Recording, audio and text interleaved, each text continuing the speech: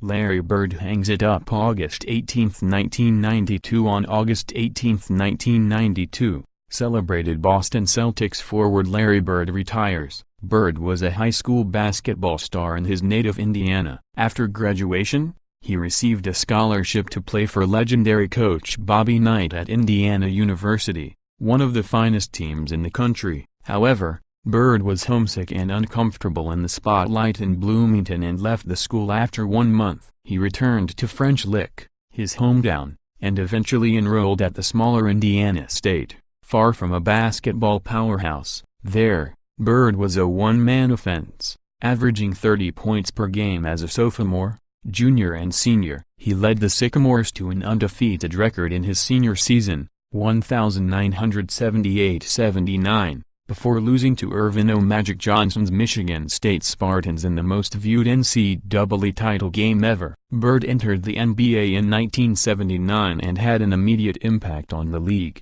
winning Rookie of the Year after leading the Celtics to a 61-21 record and first place in the Atlantic Division just 1 year after they went 29-53 and finished in last place. In his second season, Bird, playing alongside fellow future Hall of Famers Kevin McHale at forward and Robert Parrish at center, led the Celtics to an NBA title. They would win the championship again in 1984 and 1986, with Bird winning the Finals MVP each of those 2 years. He was the NBA regular season MVP 3 years in a row, from 1984 to 1986, and a first-team NBA All-Star 9 times. In the process, he won legions of loyal fans in Boston and throughout the country. Bird was also recognized for his versatility on the court. He could pass, rebound, shoot from the outside and play tough defense. As his career progressed, though, Bird began to suffer from chronic back pain that,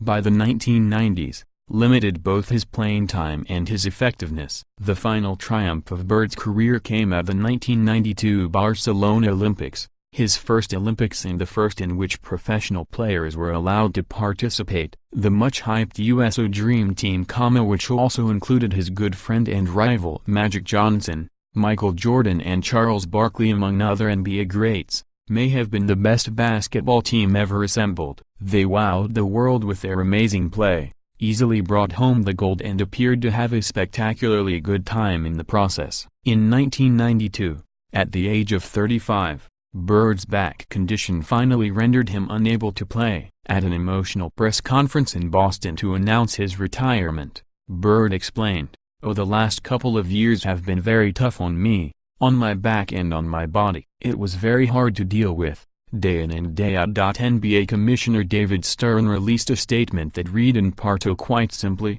Larry Bird has helped to define the way a generation of basketball fans has come to view and appreciate the NBA. In the future, great players will be judged against the standards he has set, but there will never be another Larry Bird."